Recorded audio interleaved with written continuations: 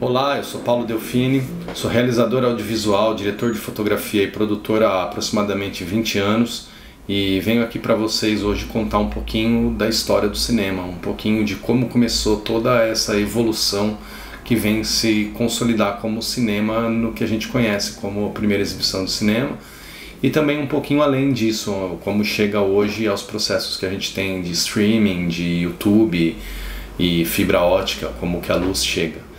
Lembrando que o princípio básico do cinema é a luz, então a gente vai voltar no tempo para contar um pouco dessa história sobre o cinema, sobre as imagens em movimento.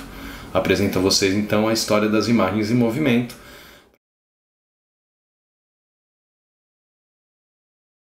Para contar um pouco dessa história sobre as imagens em movimento, a gente volta a aproximadamente 40 mil anos antes de Cristo, no período paleolítico, onde a gente tem os vestígios nas cavernas das primeiras pinturas rupestres, né? As pinturas rupestres são pinturas que os homens faziam, os homens ditos homens das cavernas, né? Os homens primitivos, tinham essa relação com as tintas, com o sangue, com o material natural em que eles acabavam desenhando nas paredes, contando uma história, a história de como eles caçavam, de como era a vida deles naquele cotidiano em que eles viviam.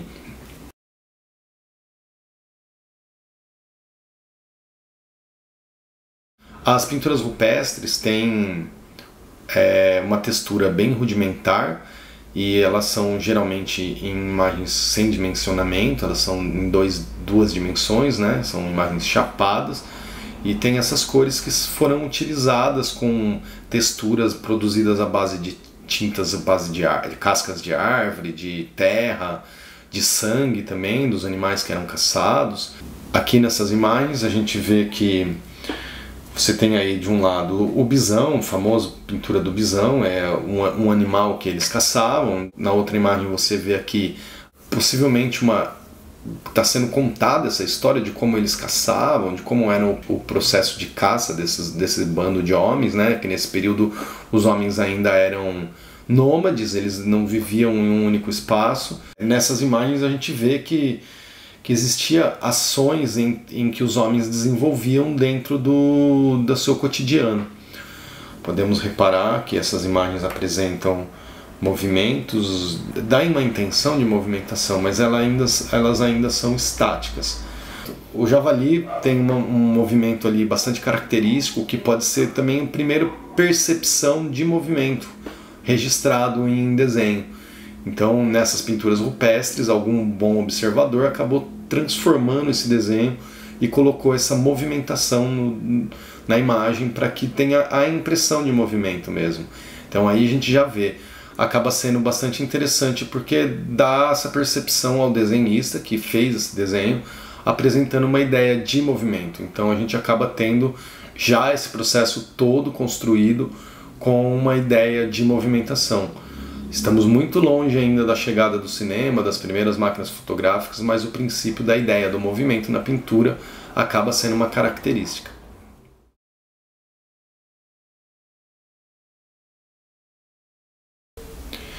O teatro de sombras na China antiga surge na dinastia Han, entre aproximadamente 206 e 220 a.C.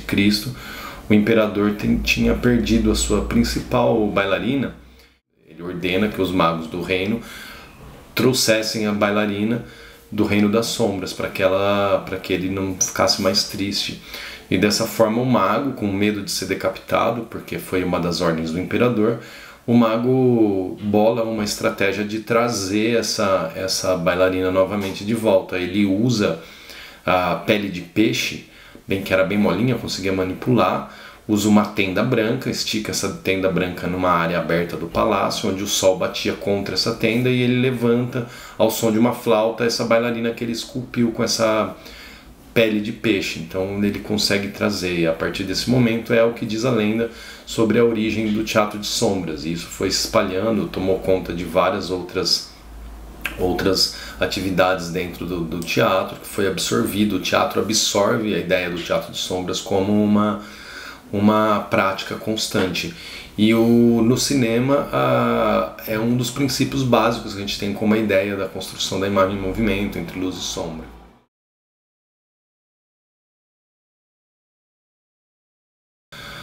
Durante o período da arte egípcia, a gente consegue perceber também diversas evidências das imagens já trabalhando com ideias de movimento. A gente vê em esculturas, em desenhos, em papiros, e tem muitas evidências em que os cavalos estão correndo. Aqui você pode ver o cavalo com várias patas em movimento, tanto na escultura, esculpida na pedra, quanto no papiro. Muitos elementos que acabam trazendo essa sensação e percepção do movimento. Então já existia uma preocupação em registrar também o movimento das imagens. Não era só uma construção da imagem em si, existia também uma construção do movimento sendo feito como parte da observação.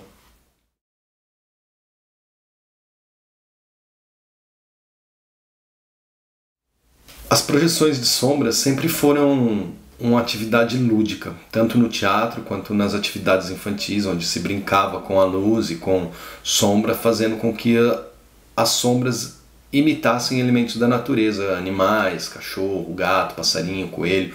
Dessa maneira, a gente tem de uma forma lúdica toda uma construção de um princípio de contação de história. A história está sendo contada através das sombras, seja isso nos homens primitivos que faziam isso usando fogueiras, ou com a luz natural, ou até mesmo mais para frente com luzes artificiais, depois do advento da luz elétrica.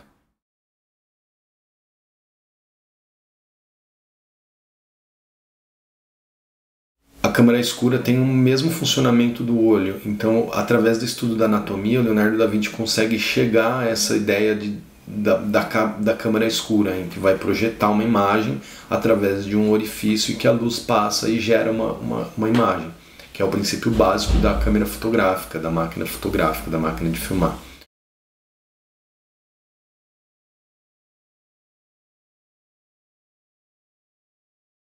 Durante o Renascimento é onde começa todo um processo de nova perspectiva na pintura. Giotto, de Bondone, introduz noções de perspectiva apresentada nas pinturas, profundidade, volume e sensação realista mais ressaltada. Personagens do Renascimento como Michelangelo, Leonardo da Vinci, Botticelli e Rafael são reconhecidos até a atualidade porque aprimoraram as noções de profundidade, volume e perspectiva quase à perfeição em suas pinturas. Desta maneira, a gente tem uma nova perspectiva de visão em relação às pinturas que vêm sendo feitas durante esse processo.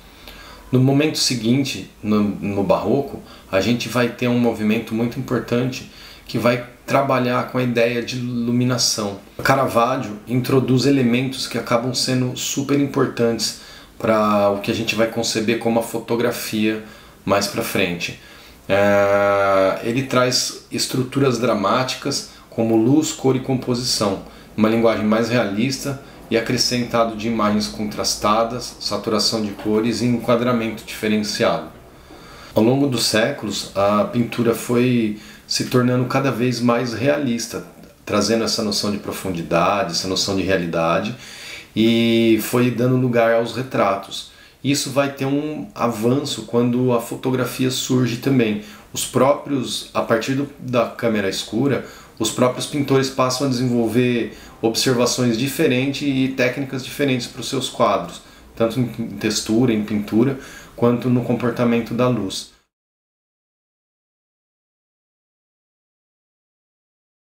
Durante o impressionismo, a imagem tem passado por uma grande transformação. As máquinas de imagem acabam influenciando muito os pintores e eles acabam deixando os seus ateliês e passam a ir para lugares externos, pintarem e prestarem atenção na composição da luz, em como que a luz interfere nos elementos, dependendo do horário, do dia, do período do ano, como que essa luz está interferindo. Então eles passam a observar mais a luz do que a questão em si da imagem. Então começa a ser trabalhada toda uma ideia de como captar a luz. A partir do impressionismo que a gente vai ter uma evolução muito grande da questão relacionada tanto à fotografia quanto à pintura.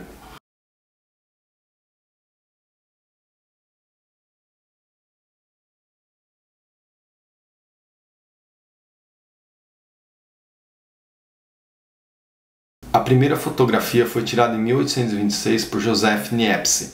Ele tira do seu apartamento, da janela, numa emulsão de prata, consegue registrar. Essa é a primeira foto da história da fotografia e a partir daí começa a desenvolver também os aparatos técnicos para melhor qualidade da imagem. É a primeira imagem concebida através de uma máquina de produzir imagens.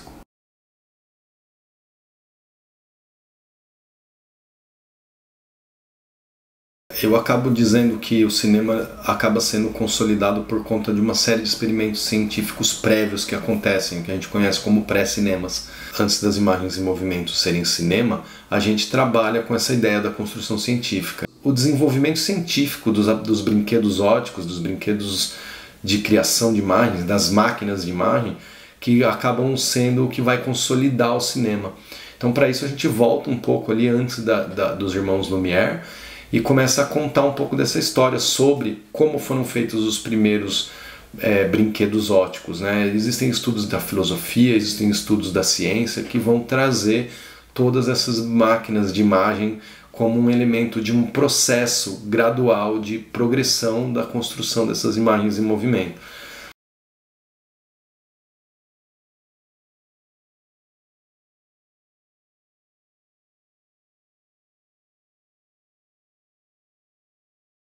A história do cinema se consolida com a primeira exibição feita pelos irmãos Lumière, em 28 de dezembro de 1895, onde exibem algumas imagens estáticas e algumas imagens em movimento. A famosa chegada do trem à estação é como um dos principais elementos da criação do cinema. Eu não gosto de usar muito o termo criação, porque na verdade, se você for buscar historicamente, muitos aparatos científicos vinham sendo desenvolvidos antes dessa consolidação do cinema. O desenvolvimento científico das máquinas de imagem que acabam sendo o que vai consolidar o cinema.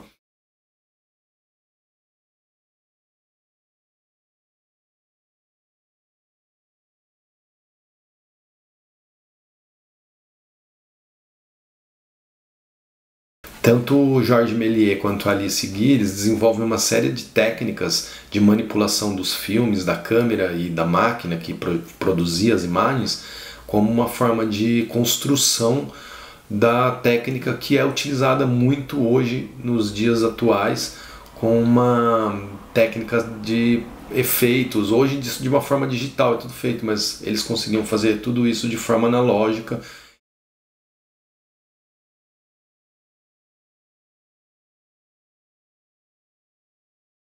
Durante a década de 20, o cinema narrativo passa a ter som.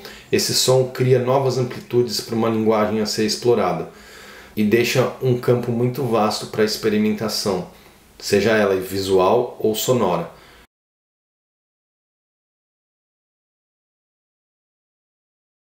Na década de 40 e 50, os primeiros aparelhos de televisão chegam às casas nos Estados Unidos e no Brasil.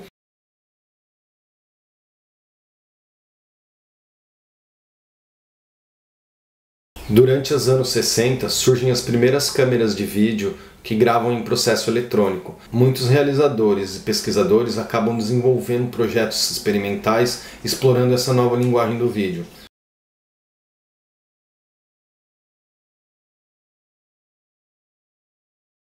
Durante a década de 90, com a popularização da internet, o acesso a imagens começa a ser muito mais prático.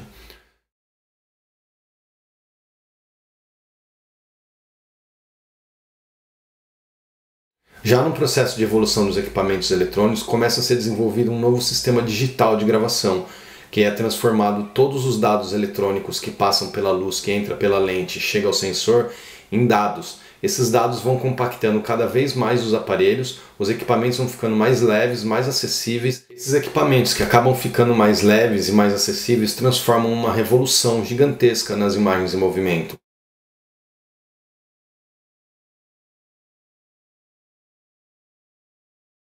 Com a popularização da internet e o surgimento do YouTube, vídeos são espalhados pelo mundo inteiro de uma forma muito rápida.